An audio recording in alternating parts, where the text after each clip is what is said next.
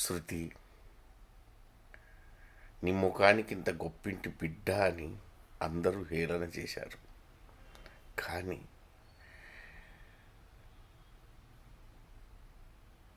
నీకు వారానికి ఒక్క సినిమా కానీ చూపించలేదే, వారానికి ఒక ఐస్ క్రీమ్ కూడా ఇప్పలేదు. కానీ నేను జాబ్ నుండి ఇంటికి వస్తే కాళ్ళకి నీళ్ళు ఇస్తున్నావు, కాఫీ అందిస్తున్నావు, అలసిపోతే కాళ్ళు పిసుకుతున్నావు.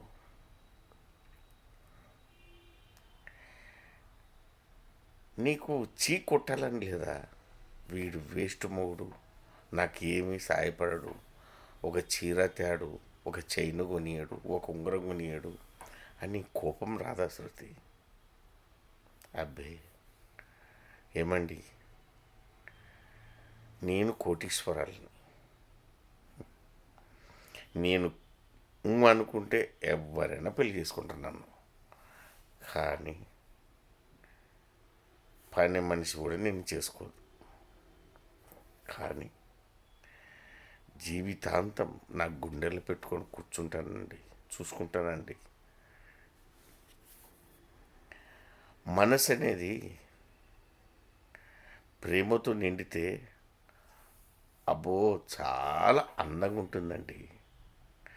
మనసుతో చూడమను, ఆడంబరాలతో కాదు, మనసుతో చూడు. ఎంత పనికిరాని వాడిని చేసుకున్నా మనసుతో చూడమను, వాడే అందగాడు, వాడే డబ్బున్నోడు, వాడే కోటీశ్వరుడు అనిపిస్తుంది. పైన మెరుగులు చూసి అన్నిందనుకో, ఏమి కడపనాడు, చెడ్డవాడికి కనిపిస్తాడు.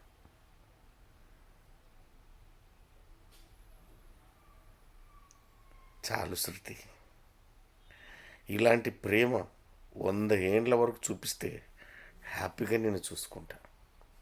అలాగేనండి.